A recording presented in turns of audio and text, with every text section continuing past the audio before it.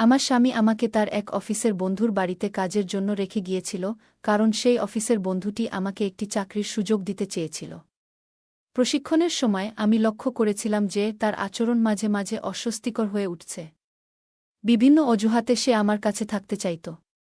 একদিন সে আমাকে একটি নিচে পড়ে থাকা ফাইল তুলতে বলল, এবং তখন আমি অনুভব করলাম যে সে আমাকে খুব কাছ থেকে পর্যবেক্ষণ করছে। তারপর প্রথমে বস আমাকে কিভাবে কাজ করতে হয় তা শিখিয়ে দিলেন, এবং তারপর কিছু এক্সেল শিট তৈরি করতে বললেন। আমি যখন এক্সেল শিট তৈরি করছিলাম, তখন তিনি আমার পাশে দাঁড়িয়ে পানি পান করছিলেন। তিনি পানির গ্লাস হাতে ধরেছিল, হঠাৎ কিছুটা পানি আমার পিঠে পড়ে গেল। তিনি মৃদুভাবে আমার পিঠে হাত দিয়ে পানি মুছে দিলেন। আমি ততক্ষণে কিছু বলিনি এবং কাজ চালিয়ে যেতে লাগলাম, কারণ যত তাড়াতাড়ি কাজ শিখতে পারব তত তাড়াতাড়ি আমাকে তার অফিসে জয়েন করাবে। তারপর তিনি আমাকে টেবিলে উপরে। পরের দিন আমার স্বামী তার অফিসের বন্ধুকে আমাদের বাড়িতে ডিনারের জন্য আমন্ত্রণ করল এবং হঠাৎ বাইরে জরুরি কাজে বেরিয়ে গেল। বাড়িতে আমি আর তার অফিসের বন্ধু ছিলাম। আমি প্রথমে এই ব্যক্তিকে বিবাহিত এবং বয়স্ক ভেবেছিলাম, কিন্তু তার সাথে কথা বলে বুঝতে পারলাম যে তিনি অনেকটাই অভিজ্ঞ এবং বুদ্ধিমান। তার আচরণ বেশ বন্ধুত্বপূর্ণ ছিল, কিন্তু মাঝে মাঝে কিছু অস্বস্তিকর মুহূর্ত তৈরি হচ্ছিল যা আমি উপেক্ষা করার চেষ্টা করছিলাম। তিনি আসার পর থেকেই আমাকে বিভিন্নভাবে তাকিয়ে থাকতেন। মনে হতো তিনি আমাকে কিছু বলতে চান। আমার নাম তানিয়া। আমি 25 বছর বয়সী তরুণী। আমি গ্রামেই থাকি। আমি দেখতে অনেক সুন্দর ছিলাম। বাইরে বের হলেই ছেলেরা আমার দিকে চেয়ে থাকত। মনে হতো তারা আমাকে কিছু বলতে চায়।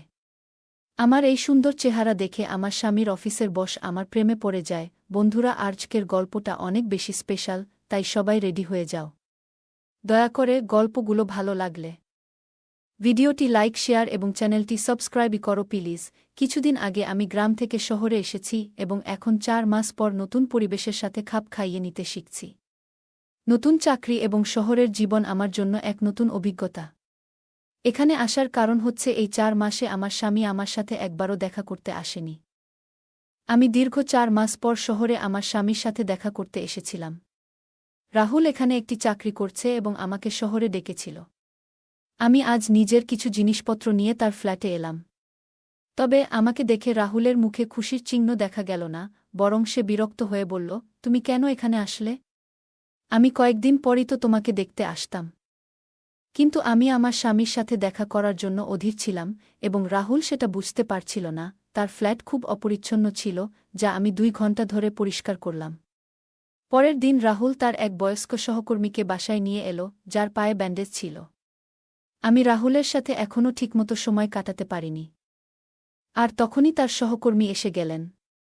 রাহুল বলল, সহকর্মীর পরিবার শহরের বাইরে, তাই কিছুদিন আমাদের সাথে থাকবেন। আমি তার যত্ন নিলাম, আর আমার রান্না করা খাবার তার খুব পছন্দ হল। 2 দিনের জন্য থাকার কথা ছিল, কিন্তু এখন তিনি পুরো সপ্তাহ আমাদের সাথে থাকবেন। আমি রাহুলের বন্ধুর জন্যে পানি নিয়ে যাচ্ছিলাম। যখনই বোতল রেখে ঘর থেকে বের হতে যাচ্ছিলাম, তখন হঠাৎ আলমারি থেকে তার ওষুধের বাক্সটি পড়ে যায়। কোনো কিছু না ভেবে আমি নিচু হয়ে ওষুধগুলো তুলতে লাগলাম।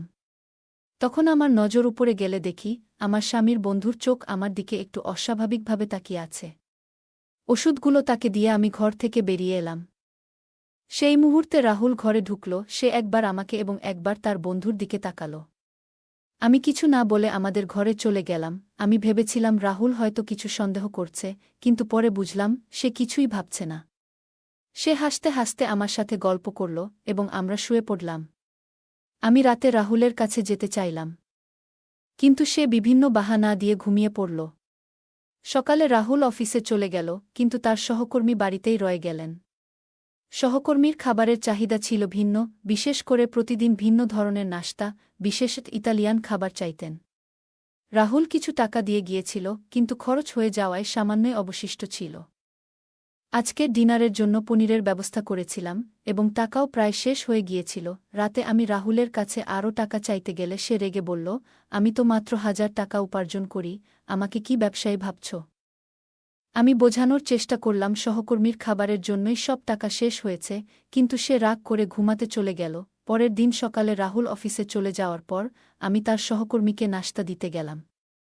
সহকর্মী আমার হাতে বেশ কিছু টাকা তুলে দিলেন এবং বললেন, গত রাতে তোমাদের কথোপকথন আমি আমার ঘর থেকে শুনেছি। এই টাকাগুলো রেখে দাও, এবং রাহুলকে বলার দরকার নেই, আমার ঘরের খরচ চালানোর জন্য টাকা প্রয়োজন ছিল, তাই আমি সেই টাকাগুলো ফিরিয়ে দিইনি। সন্ধ্যায় রাহুল যখন বাড়ি ফিরল, তখন সে আমাকে কিছু বাড়তি টাকা দিল, কিন্তু আমি তাকে সহকর্মী থেকে পাওয়া টাকার কথা কিছুই বললাম না। দুদিন পর তার সহকর্মীর শরীর ঠিক হয়ে গেল এবং তিনি তার নিজের বাড়িতে ফিরে যাওয়ার প্রস্তুতি নিলেন। যাওয়ার সময় তিনি আমার পিঠে হাত রাখলেন, কিন্তু তার স্পর্শ স্বাভাবিক ছিল না, যেন কিছুটা অস্বস্তিকর। আমি রাহুলকে সহকর্মীর ব্যাগ এনে দিলাম এবং রাহুল তাকে গাড়ি পর্যন্ত পৌঁছে দিতে বাইরে গেল। আমি বাড়িতে নিজের কাজে লেগে গেলাম। আমার শ্বশুর শাশুড়ি তখন গ্রামে ছিলেন, কিন্তু গত কিছুদিন ধরে এক ধরনের অস্বস্তি আমার মনের মধ্যে কাজ করছিল। যখন রাহুলের সহকর্মী আমাদের বাড়ি থেকে চলে গেলেন, তখন বাড়িটা হঠাৎ করে খুব ফাঁকা আর শান্ত লাগছিল। মনে হচ্ছিল যেন আমার একটা বড় সমস্যার সমাধান হয়েছে। এখন আমি আমার স্বামীর সাথে যতটা খুশি, ততটা সময় কাটাতে পারব। বেশ কিছুদিন ধরে রাহুল বাড়িতে তেমন সময় দিচ্ছিল না। একদিন বাইরে গিয়ে দেখলাম সে কোথাও নেই, সম্ভবত অফিসে চলে গেছে তার সহকর্মীর সাথে। মাঝে মাঝে রাহুলকে বুঝতে আমার খুব কষ্ট হয়। 2 দিন পেরিয়ে গেছে, সে রাতে বাড়িতে আসে আর সরাসরি ঘুমিয়ে পড়ে। একদিন রাহুল হঠাৎ অফিস থেকে তাড়াতাড়ি ফিরে এলো। আমি খুশি হলাম, কিন্তু যখন তাকে ভালো করে দেখলাম, তখন বুঝতে পারলাম সে কিছুটা চিন্তিত। আমি তার কাছে জানতে চাইলাম, কি নিয়ে এত চাপ? সে বলল, তানিয়া, আমাদের কাল বিকালের মধ্যেই এই বাড়ি ছাড়তে হবে। গত 2 মাসের ভাড়া আমি দিতে পারিনি। বাড়িওয়ালার ফোন এসেছিল, শুধু ভাড়া নয়, তিনি বাড়ি খালি করার জন্যও বলেছেন। রাহুলের কাছে 2 মাসের ভাড়া দেওয়ার টাকা ছিল না, তাই আমি গ্রামের বাড়ি থেকে আনা সঞ্চিত কিছু টাকা তাকে দিলাম। তবুও আরও 10,000 টাকার প্রয়োজন ছিল। তখন আমি আমার সোনার কানের দুল বিক্রি করলাম, আর সেই টাকা দিয়ে ভাড়া মিটিয়ে দিলাম। কিন্তু এখন আমাদের এই বাড়ি ছেড়ে দিতে হবে, আর কোথায় যাব সেটাই চিন্তার বিষয়। ঠিক তখনই রাহুলের সহকর্মীর ফোন এলো, আর রাহুল তাকে সবকিছু জানালো। সহকর্মী আমাদের তার বাড়িতে থাকার জন্য আমন্ত্রণ জানালেন। রাহুল বলল, আমাদের থাকার ব্যবস্থা হয়ে গেছে। কিছুদিন আমরা সহকর্মীর বাড়িতে থাকতে পারব। এরপর আমি তাড়াতাড়ি আমাদের ব্যাগ গুছিয়ে নিলাম এবং আমরা তার বাড়ির উদ্দেশ্যে রওনা হলাম। সহকর্মীর বাড়ি ছিল বিশাল এবং আমাদের জন্য একটি বিশেষ ঘর বরাদ্দ করা হল। আজকের পরিস্থিতি কিছুটা চাপের ছিল, তবে সাময়িক। আমরা নতুন করে পরিকল্পনা করতে শুরু করলাম। রাতে আমরা কোনোমতে ঘুমাতে পারলাম। পরের দিন সকালে নাস্তার পর আমি দেখলাম রাহুল তার ব্যাগে কিছু কাপড় গুছাচ্ছে। আমি জানতে চাইলাম, তুমি আলাদা করে ব্যাগ গুছাচ্ছ কেন? কোথায় যাচ্ছ? রাহুল বলল, তানিয়া, আমি কয়েক দিনের জন্য শহরে যাচ্ছি। অফিসের জরুরি কাজ আছে। শহরে গিয়ে আমি অতিরিক্ত কিছু টাকা পাব, যা আমাদের কাজে লাগবে। রাহুলের এই দৌড়ঝাঁপ দেখে আমার মায়া লাগল। সে আমাদের পরিবারের জন্য কত পরিশ্রম করছে। 2 দিনের জন্য সে বাইরে চলে গেল। তার যাওয়ার পর রাতে আমি একা ঘুমাতে পারছিলাম না। দীর্ঘ সময় ধরে আমি জেগেছিলাম, নানান চিন্তায় ডুবে। ঠিক তখনই রাহুলের অফিসের বন্ধু হঠাৎ করে আমার ঘরে এসে হাজির হলেন। তিনি বললেন, তানিয়া, তুমি ঘুমাওনি? তোমার ঘরের লাইট জ্বলছিল, তাই খোঁজ নিতে এলাম। তখন আমি তাকে বললাম, রাহুলের আয়ে সংসার চলছে না। কিভাবে সংসার চালাবো সেই চিন্তায় আছি। সহকর্মী তখন আমাকে সান্ত্বনা দিয়ে বললেন, তুমি চিন্তা করো না, আমি আছি। আমি সব ঠিক করে দেব, তবে তোমার সাহায্য লাগবে। তুমি চাইলে তোমার স্বামীর অবস্থা বদলে যেতে পারে। এতটুকু বলে তিনি আমাকে কাছে টানার চেষ্টা করলেন। আমি সঙ্গে সঙ্গে নিজেকে সরিয়ে নিলাম এবং দৃঢ়ভাবে তাকে না বললাম। আমি তাকে দূরে সরিয়ে দিয়ে বললাম, আপনি কি করছেন? এর মানে কি? তিনি বললেন, তানিয়া, আমাকে ভুল বোঝো না, আমি শুধু তোমাকে সাহায্য করতে চেয়েছিলাম। তোমাকে আমার কোম্পানিতে চাকরি দেওয়ার কথা ভাবছিলাম। আমি শান্তভাবে উত্তর দিলাম, আমার কোনো চাকরির দরকার নেই। এখন আপনি দয়া করে এখান থেকে চলে যান, আমি খুব ক্লান্ত, পরে কথা হবে। এটা বলার পর তিনি আমার ঘর থেকে বেরিয়ে গেলেন। যদিও এটা তার নিজেরই বাড়ি ছিল, তবু আমি তাকে আমার ঘরের বাইরে বের করে দিয়েছিলাম। আমার রাগটা একটু বেশিই ছিল তখন। এরপর 2 দিন কেটে গেল, আর রাহুল বাড়ি ফিরল না। আমি ফোন করে জানতে চাইলাম, তুমি কবে ফিরবে? রাহুল বলল, তানিয়া, আমি তোমার মতো ফাঁকা সময় বসে নেই। তুমি হঠাৎ করে গ্রাম থেকে শহরে চলে এলে, আর এখন তোমার জন্য আমাকে এত দৌড়ঝাঁপ করতে হচ্ছে। একা থাকলে আমি যে কোনোভাবে ম্যানেজ করতে পারতাম, কিন্তু তোমার আসার পর আমার খরচ আর টেনশন দুটোই বেড়ে গেছে। এতটুকু বলেই সে ফোনটা কেটে দিল। তার এই কথায় আমি খুব রেগে গেলাম, কারণ সে আমার অবস্থাটা বুঝতে চাইছিল না। তার চোখে আমার ভালোবাসা ধরা পড়ছিল না। আমি ভাবতে লাগলাম, কিভাবে রাহুলের এই টেনশন কমানো যায়। ঠিক তখনই তার সহকর্মীর কথা মনে পড়ল।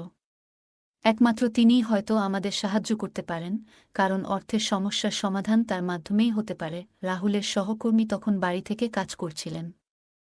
দুপুর প্রায় ৩টা বেজে গেছে। আমি তার রুমে ঢুকলাম। আমি তাকে বললাম, আপনি তো কাল আমাকে কিছু নতুন কাজ শেখানোর কথা বলেছিলেন, তাই না? তিনি মৃদু হেসে আমার দিকে তাকিয়ে বললেন, তানিয়া, তুমি খুব বুদ্ধিমতী, তোমার বুঝতে দেরি হয়নি। বস বললেন, আমি তোমাকে মাসিক ২৫,০০০ টাকা বেতন দেব। কাজটি কি হবে সেটা আমি এখন তোমাকে আমার কম্পিউটারে দেখাচ্ছি। আমি জানতাম এই সুযোগ পেয়ে রাহুল নিশ্চয়ই খুশি হবে। যদি আমার কাজের মাধ্যমে সংসারে কিছু অতিরিক্ত অর্থ আসে, তবে তাতে কারও খারাপ লাগার কথা নয়। সেই দিন থেকেই আমি কাজ শিখতে আগ্রহী হয়ে উঠলাম।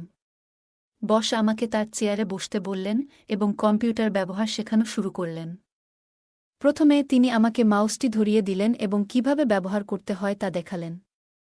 আমি একটু নার্ভাস ছিলাম, কিন্তু তিনি আমাকে আশ্বস্ত করলেন, চিন্তা করো না, ধীরে ধীরে সবকিছু শিখে যাবে। প্রথম দিন বলে বস শুধু অর্ধেক ঘন্টার জন্য আমাকে শেখালেন। এরপর আমি রাত্রে বসের বাড়ির রান্নাঘরে গিয়ে দেখলাম যে সেখানে কাজের মেয়ে রান্না করছে। আমার কোনো বিশেষ কাজ ছিল না, তাই তার সাথে কিছুক্ষণ কথা বললাম। এভাবেই আমার নতুন কাজ শুরু হলো, প্রতিদিন একটু একটু করে শেখা এবং নতুন কিছু জানার আগ্রহে। আমাকে দেখে সে বলল, আপনি খুবই সুন্দর, মালকিন। আপনি আসার পর থেকেই আপনার সাথে কথা বলতে চেয়েছিলাম, কিন্তু সুযোগ পাইনি। আমি হেসে বললাম, তোমার নাম কি? এবং ধীরে ধীরে তার সাথে কথা বলা শুরু করলাম। আমি বসের পরিবারের বিষয়ে জানতে চাইলাম। ঠিক সেই মুহূর্তে বস তাকে ডাকলেন, আর সে দ্রুত একটি গ্লাস পানি নিয়ে বেরিয়ে গেল। রাতে ঘুমানোর আগে বস আমার রুমে এলেন হাতে আইসক্রিম নিয়ে। ছোটবেলা থেকেই আমি বিভিন্ন খাবারের প্রতি দুর্বল ছিলাম, কিন্তু অর্থনৈতিক সমস্যার কারণে প্রায়ই নিজের পছন্দের খাবার খেতে পারতাম না। বসের বাড়িতে সেই সমস্যা ছিল না, এখানে খাওয়া দাওয়ার কোনো অভাব ছিল না। আমরা একসাথে বসে আইসক্রিম খেতে শুরু করলাম। কথা বলতে বলতে আমি বসকে তাদের পরিবারের বিষয়ে জিজ্ঞাসা করলাম। তখন বস শান্তভাবে তার পরিবারের কিছু গল্প শোনালেন। এভাবে আমাদের মধ্যে কথোপকথন চলতে থাকল, আর আমি তার কাছ থেকে অনেক কিছু জানার সুযোগ পেলাম। তিনি বললেন, কয়েক বছর আগে আমার স্ত্রী আমাকে ছেড়ে চলে গেছেন। আমার একটি মেয়ে এবং একটি ছেলে আছে। মেয়েটি বিদেশে থাকে, কারণ তার বিয়ে হয়ে গেছে, আর ছেলেটি পড়াশোনার জন্য বিদেশে গেছে।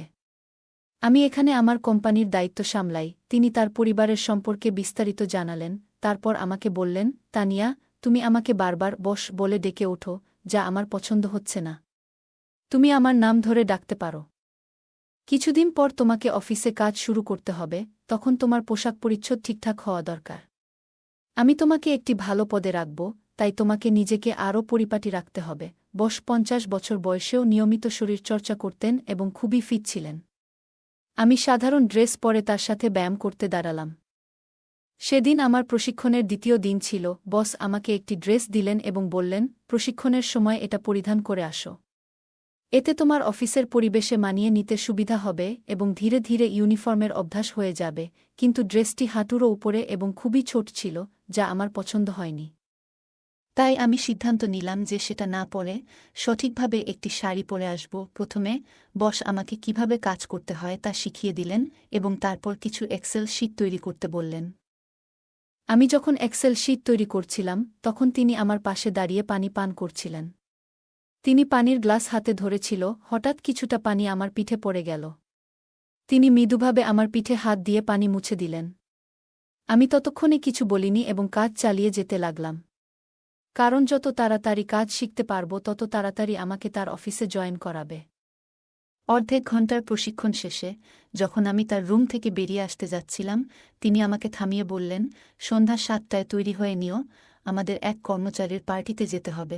যেহেতু আমাকে শীঘ্রই অফিসে কাজ শুরু করতে হবে, তাই কিছু সহকর্মীর সাথে পরিচিত হওয়ার জন্য পার্টিতে যাওয়া জরুরি ছিল। আমি পার্টিতে যাওয়ার জন্য রাজি হলাম। সন্ধ্যায় আমি একটি সুন্দর শাড়ি পরে নিজেকে প্রস্তুত করলাম এবং আমরা পার্টিতে পৌঁছালাম। সেখানে নিশা নামের একটি মেয়ের পার্টি আয়োজন করা হয়েছিল। বসকে দেখেই নিশা এগিয়ে এসে তাকে আলিঙ্গন করল এবং তার নাম ধরে ডেকে খুব সহজভাবেই কথাবার্তা বলছিল। তাদের মধ্যে বন্ধুত্বপূর্ণ আলোচনা চলতে থাকল এবং কিছুক্ষণ পর সে চলে গেল। নিশার পেছন পেছন আমি গিয়ে তাকে থামালাম এবং জিজ্ঞাসা করলাম, তুমি বসের সাথে এত সহজে কথা বলতে পারো কিভাবে? তুমি কি অনেক দিন ধরে এখানে কাজ করছো? নিশা বলল, বসের পছন্দ হল তার চেয়ে কম বয়সী মেয়েদের সাথে বন্ধুত্ব করা। যদি সম্পর্ক ভালোভাবে বজায় রাখা যায় তাহলে কিছু দিনের মধ্যেই ভাগ্য বদলে যেতে পারে। এই বড় পার্টি আমি আমার নিজস্ব উপার্জন দিয়ে দিয়েছি। নিশা বসের কোম্পানিতে কাজ শুরু করার মাত্র 2 মাসের মধ্যেই এতটা উপার্জন করতে পেরেছে, যা আমাকে অবাক করল। আমিও অর্থ উপার্জন করতে চেয়েছিলাম। তাই পরের দিন সকালে আমি বসের রুমে গিয়ে হাজির হলাম। এবার আমি সেই অফিসের ইউনিফর্ম পরেছিলাম যা বস আমাকে দিয়েছিলেন। যদিও ড্রেসটি কিছুটা ছোট ছিল, আমি বুঝতে পারলাম যে এটা কাজের একটা অংশ হতে পারে। আমাকে সেই ইউনিফর্মে দেখে বস কিছুক্ষণ তাকিয়ে রইলেন। আজ আমি সময়মতো এক্সেল শিটের কাজ শেষ করেছিলাম, আর তিনি আমাকে প্রশংসা করলেন। তখন আমি উঠে গিয়ে তাকে আলিঙ্গন করলাম এবং বললাম, আরিয়ান, এটা সব আপনার জন্যই সম্ভব হয়েছে। আপনি খুব সহজভাবে আমাকে সবকিছু শিখিয়েছেন। আমি প্রথমবার তার নাম ধরে ডাকলাম, আর তিনি বুঝতে পারলেন যে আমি তার বন্ধুত্ব গ্রহণ করেছি। রাতে তিনি আমাকে ডিনারের আগে ছাদে যেতে বললেন। তার ছাদে সুন্দর একটি বাগান ছিল এবং এক কোণে একটি ছোট বারো ছিল। সেখানে পৌঁছানোর পর তিনি শ্যাম্পেন খুললেন এবং উদযাপন শুরু করলেন। তিনি বললেন, এই শ্যাম্পেন আমাদের বন্ধুত্বের জন্য। আমি লক্ষ্য করলাম যে পার্টিতে নিশা এবং আরও কিছু মেয়ে ড্রিঙ্ক করছিল। আরিয়ান যখন আমাকে একটি ড্রিঙ্ক অফার করলেন, আমি তাকে না বললাম না। ড্রিঙ্ক করার পর আমার মাথা একটু ঘোরাতে লাগল এবং সবকিছু অস্পষ্ট হয়ে গেল। তবুও আমি আরও 2 গ্লাস পান করলাম। রাতের খাবার না খেয়েই আমরা ঘুমিয়ে পড়লাম। সকালে সূর্যের আলো চোখে পড়তেই আমার ঘুম ভাঙল। রাতে আমরা নেশাগ্রস্ত ছিলাম, আর আমি এবং আরিয়ান ছাদের একটি ঘরে ঘুমিয়েছিলাম। কিভাবে সেখানে পৌঁছলাম সেটাও আমার মনে নেই। আমরা একে অপরের কাছাকাছি শুয়েছিলাম, কিন্তু আমি তাকে ঘুম থেকে না জাগিয়ে চুপচাপ সেখান থেকে বেরিয়ে এলাম। ছাদ থেকে নিচে নামতেই দেখলাম বাড়ির কাজের মেয়ে আমাকে নির্দিষ্টভাবে লক্ষ্য করছে। আমার ঘরে গিয়ে আয়নায় নিজের দিকে তাকালাম, দেখলাম আমার লিপস্টিক একটু ছড়িয়ে গেছে। আমি ভেবেছিলাম হয়তো ঘুমের মধ্যে এটা হয়েছে, তাই সেটার দিকে খুব একটা মনোযোগ না দিয়ে নিজেকে প্রস্তুত করতে লাগলাম। যখন আমি নিজের ঘর থেকে বেরিয়ে এলাম তখন দেখি আরিয়ান ছাদ থেকে নামছেন। তিনি যখন তার রুমের দিকে যাচ্ছিলেন তখন আমার নজর তার শার্টের দিকে গেল। দেখলাম আমার লিপস্টিকের দাগ তার শার্টে লেগে আছে। বাড়ির কাজের মেয়েটিও তাকিয়েছিল, হয়তো সেও সেটাই দেখছিল যা আমি দেখেছি। আমি ভাবলাম, তার দিকে মনোযোগ দেওয়ার কোনো প্রয়োজন নেই। আমি নিজেকে শান্ত রাখলাম এবং স্বাভাবিক থাকার চেষ্টা করলাম। আমি এই কয়েকদিন ধরে লক্ষ্য করছিলাম যে প্রায় 15 দিন হয়ে গেছে, কিন্তু আমার আর রাহুলের মধ্যে কোনো যোগাযোগ হয়নি। আজ আশা ছিল যে সে আমাকে ফোন করবে, কিন্তু গত 15 দিনে আমি রাগ করে তাকে ফোন করিনি। এই সময়ের মধ্যে আমি অনেক বদলে গিয়েছিলাম। এখন আমার মূল লক্ষ্য ছিল অর্থ উপার্জন করা, এবং সেই প্রক্রিয়া শুরু হয়ে গিয়েছিল গত রাত থেকেই। সন্ধ্যায় বস আমার জন্মদিন উদযাপন করলেন। কিভাবে যেন তিনি আমার জন্মদিনের কথা জেনে গিয়েছিলেন, অথচ রাহুলের এ বিষয়ে কোনো খেয়াল ছিল না। আমি বুঝতে পারছিলাম যে আমি আমার ভালোবাসার ব্যাপারে কিছুটা বিভ্রান্ত ছিলাম। আমার জন্মদিনটা বেশ ভালোভাবে কাটল। সেই রাতে আরিয়ান আমার ঘরে এলেন এবং আমাকে উপহার হিসেবে সোনার ঝুমকা দিলেন। তিনি বললেন, গত কয়েকদিন ধরে দেখছি তোমার কানে খুব সাধারণ ঝুমকা আছে, এতে তোমার সৌন্দর্য কিছুটা কমে যাচ্ছে। এরপর তিনি নিজ হাতে আমার কানে ঝুমকা পরিয়ে দিলেন। তার আমার সৌন্দর্যের প্রতি এতটা যত্ন ছিল, যেখানে রাহুল কখনো আমার জন্য একটি শাড়িও কেনেনি, এমনকি আমার জন্মদিনও ভুলে গিয়েছিল। অনেক পুরুষ বিয়ের পর প্রথম বছর স্ত্রীকে মায়ের বাড়ি যেতে দিতে চান না, কিন্তু এখানে রাহুল আমাকে বসের বাড়িতে ছেড়ে দিয়ে নিজে অন্য শহরে চলে গিয়েছিল।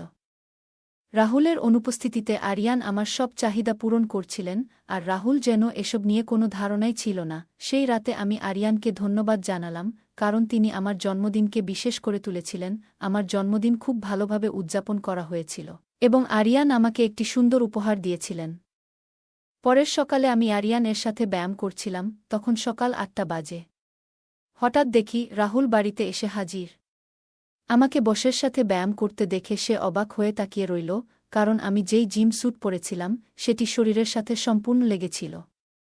রাহুলকে দেখে আমি তাড়াতাড়ি আমার ঘরে চলে গেলাম। কিছুক্ষণ পর সে ঘরে এসে আমাকে আলিঙ্গন করল এবং বলল, হ্যাপি বার্থডে তানিয়া। তার কাছ থেকে এই শুভেচ্ছা শুনে আমার কিছুই মনেই হল না, কারণ আমার জন্মদিনের দিন সে একটি ফোনও করেনি। সারাদিন আমি তার সাথে তেমন কথাও বলিনি। সন্ধ্যায় হোলির পূজা করার সময়ও আমি একাই গিয়েছিলাম। পরের দিন ছিল দোলযাত্রা, আর আরিয়ান তার বাড়িতে একটি অনুষ্ঠানের আয়োজন করেছিলেন। তার কোম্পানির অনেক কর্মচারী সেখানে উপস্থিত ছিলেন। রাহুল এসে আমাকে রং লাগাল, কিন্তু আমি তাকে রং না লাগিয়ে আরিয়ানের কাছে চলে গেলাম। আমি তার গালে রং লাগালাম, আর তিনিও আমার মুখে রং লাগালেন। আমাদের মধ্যে বেশ মজার মুহূর্ত কাটছিল। যখন আমরা রং খেলছিলাম, তখন রাহুল হঠাৎ আমাদের দিকে এগিয়ে এল। তাকে দেখে আমি আরিয়ানের থেকে একটু দূরে সরে গেলাম। পরে আমি এক পাশে দাঁড়িয়ে মঠা পান করছিলাম, তখন হঠাৎ করে আমার আর আরিয়ানের দৃষ্টি একসাথে মিলল। তিনি আমাকে কিছু ইঙ্গিত করলেন, যা আমি খুব ভালোভাবে বুঝতে পারলাম। দোলযাত্রার রং যেন আরিয়ান এর উপর বেশ চেপে বসেছিল। তার ইঙ্গিতটি বুঝেই আমি চারপাশে তাকালাম। দেখলাম রাহুল তার কিছু বন্ধুদের সঙ্গে কথাবার্তা বলছে, আর তার নজর আমার দিকে ছিল না। এটা দেখে আমি সরাসরি বাড়ির ভেতরে চলে গেলাম এবং আরিয়ান এর ঘরে গিয়ে তার অপেক্ষা করতে লাগলাম। ঘরে ঢুকে আমি দরজাটা বন্ধ করে দিলাম এবং তাকে আলিঙ্গন করলাম। আরিয়ান আমার হাত ধরে ঠান্ডা পানীয় তুলে দিলেন। আমি দু-এক চুমুক খেয়ে গ্লাসটি একপাশে সরিয়ে রাখলাম। এরপর তিনি ধীরে ধীরে আমার মুখ স্পর্শ করলেন, আর মনে হচ্ছিল যেন আমি তার এক ভিন্ন দিক দেখতে পাচ্ছি। তার মধ্যে এক অদ্ভুত উচ্ছ্বাস কাজ করছিল। আমাদের সেই মুহূর্তের মাঝে হঠাৎ দরজা খুলে গেল এবং সেখানে রাহুল দাঁড়িয়ে ছিল। আমাকে এবং আরিয়ানকে একসঙ্গে দেখে তার মুখে অস্বস্তি আর রাগের ছাপ পড়ে গেল। তিনি রাগের কণ্ঠে বললেন, তুমি আমাকে দূরে সরিয়ে রেখেছিলে এজন্য? এখন তোমার বসের প্রতি এমন আকর্ষণ? তোমার কি কোনো অনুশোচনা নেই? তার কথা শুনে আমি বিস্মিত হলাম। সে মোবাইলটা তুলে নিয়ে বলল, আমি তোমার ভিডিও করে সবাইকে পাঠিয়ে দেব, যাতে সবাই জানতে পারে তুমি কেমন সতীসাধ্বী। তার এই কথা শুনে আমি তার হাত থেকে মোবাইলটি ছিনিয়ে নিলাম এবং তাকে একটি থাপ্পড় দিলাম। আমি বললাম, চোরের মন চুরি নিয়ে ব্যস্ত থাকে, রাহুল। তুমি কি ভেবেছিলে আমি তোমার আসল রূপ চিনতে পারব না? তুমি কিভাবে এতটা নিচে নামতে পারলে? তোমার কোনো লজ্জা নেই, তাই না? তুমি আমাকে 15 দিনের জন্য তোমার বসের কাছে ছেড়ে দিয়ে গিয়েছিলে। তখনই আমি বুঝেছিলাম সবকিছু পরিষ্কার হয়ে গিয়েছিল। কয়েকদিন আগে তোমার মোবাইলে আমি সেই মেসেজগুলো দেখেছি, যেখানে আমার পাঠানো ছবি ছিল। কোনোদিন কল্পনাও করতে পারিনি যে তুমি টাকা রোজগারের জন্য এমন কাজ করবে। তুমি কিভাবে পারলে? তুমি 15 দিনের জন্য আমাকে তোমার বসের হাতে তুলে দিয়েছিলে। তোমার কাছে আমি কিছু না, এটা দেখে খুব কষ্ট পেলাম। তোমার এতটা নিচে নামার কথা ভাবিনি। কয়েকদিন আগে তোমার বসের সঙ্গে আমি তাদের বাড়ির ছাদের বাগানে ছিলাম। তখনই তোমার কাছ থেকে তার কাছে একটি মেসেজ আসে। সেখানে তুমি আরও টাকার দাবি করেছিলে এবং বলেছিলে স্ত্রীর সঙ্গে আরও একটি রাত কাটিয়ে নাও, তারপর টাকা পাঠিয়ে দিও। কিন্তু সেই রাতে আমার সামনে সবকিছু পরিষ্কার হয়ে যায়। আমি বুঝতে পারছিলাম সেদিন রাতটা অন্যরকম হতে চলেছে। তোমার বস তখনও কোনো অশোভন কিছু করেনি, তবে পরিস্থিতি সেদিকেই যাচ্ছিল। আমি তাকে তার মেয়ের কথা মনে করিয়ে দিলাম, যিনি আমারই বয়সী। আমি জিজ্ঞাসা করলাম, আপনার মেয়ের সঙ্গে এমন কিছু হলে আপনি কেমন অনুভব করতেন? আমার কথা শোনার পর তিনি থেমে গেলেন। আমি ভাবিনি আমার কথা তাকে এতটা ভাবাবে। তিনি সঙ্গে সঙ্গে ক্ষমা চাইলেন এবং এরপর থেকে আমাকে সম্মান করা শুরু করলেন, যেন আমি তার নিজের মেয়ের মতো। আমি তোমার মতো মানুষের জন্য উপযুক্ত নই, এটা সবার কাছেই স্পষ্ট। তোমার বস তোমাকে চাকরি থেকে বাদ দিতে চেয়েছিলেন, কিন্তু আমি তাকে থামিয়েছিলাম, কারণ আমি দেখতে চেয়েছিলাম তুমি টাকার জন্য কতদূর যেতে পারো। নিজের স্বার্থে মত্ত থেকে টাকা অর্জনই তোমার লক্ষ্য ছিল। এখন আমি আর তোমার সাথে থাকতে পারছি না। আমি ডিভোর্স দিচ্ছি। রাহুল আমার পায়ে ধরে ক্ষমা চাইতে লাগল, কিন্তু লাভ নেই। সে আমার বিশ্বাস ভেঙেছে। তাই আমি ডিভোর্স দিয়েছি এবং আরিয়ান তাকে চাকরি থেকে বরখাস্ত করেছে। আর আমি আরিয়ানের অফিসে চাকরি করতে থাকি। তাই বন্ধুরা, রং দেওয়ার চেয়ে রং বদলানো মানুষদের থেকে সাবধান থাকা উচিত। বন্ধুরা, যদি এই গল্পটি ভালো লেগে থাকে, তাহলে দয়া করে ভিডিওটি লাইক করুন এবং আমাদের চ্যানেলটি সাবস্ক্রাইব করুন। পাশে থাকা বেল আইকনটি প্রেস করুন, যাতে করে আমরা যখনই নতুন ভিডিও আপলোড করি, তার নোটিফিকেশন সবার আগে আপনার কাছে পৌঁছে যায়। ধন্যবাদ, দেখা হবে আমাদের পরবর্তী ভিডিওতে।